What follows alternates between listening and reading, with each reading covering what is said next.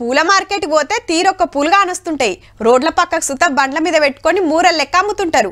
మల్లె పూలు, బంతి పూలు, చామంతి పూలు, కనకంబరాలు ఇట్లా మా అక్కలు కాయ చేసే తీరొక్కటి ఉంటాయి. అట్లనే కొన్ని పూలు తింటుంటారు సుత. చింత పువ్వు, యాప పువ్వు, ఇప్ప పువ్వు, కాలీఫ్లవర్, బ్రొకోలీ, అరటి పువ్వు, కుంకుమ పువ్వు, మందార పువ్వు, గులాబ్ పువ్వు సుత నములుతారు. ఇవన్నీ కొమ్మలకు గాసే పూలు. అట్లనే గీ పువ్వు సుత కానీ కొమ్మలకు గాయదుల్లో.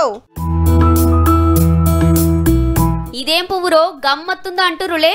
చెట్లకు పూసిన పువ్వు కాదు మరి, కొబ్బరికాయల కాసిన పువ్వు. ఈ నడుమ బగ్గ కాయిష్ చేస్తున్నారు తింటానికి. పట్నంలా జిల్లాలలో ఏడబడితే ఆడబెట్టి అమ్ముతున్నారు. కర్ణాటక నుంచి తెచ్చి మహబూబాద్ లో అమ్ముతున్నాడట గీ అన్న.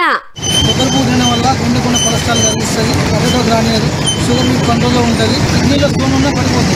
తింటే పెయికి మంచిదని కుమ్ముడు గుమ్ముతురు పబ్లిక్. కొబ్బరికాయలు ఇట్లా మొలకొచ్చినాక టెంక నొడుపుతోని వలకు కొడితే పువ్వు వెళ్తది. అగో కాక చూడు సుట్టుగొట్టి అటెన్క కత్తితోని నిమ్మలంగా తీస్తే ఇట్లా గుండ్రంగా ఉండే పువ్వు వస్తుంది. ఇక ఉత్త పువ్వు తినచ్చు, అంత కమ్మగుంటది. మునుపు ఎక్కువ కానకుండే, తింటే పేయికి మంచిదనంగానే తిరుడు పెట్టిర్రు. గిరాకీ మంచిగున్నది కాబట్టి వీళ్ళు బయట రాష్ట్రాలకెళ్లి తెచ్చి అమ్ముతుర్రు. ఒక్క కాయ 80 రూపాయల నుంచి 100 రూపాయలట.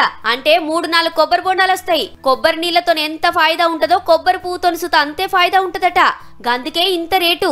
మరి మీకు సుత ఏడనన్న గీ పువ్వు గానేస్తే ఓ పారి సైజుడుర్రి మరి.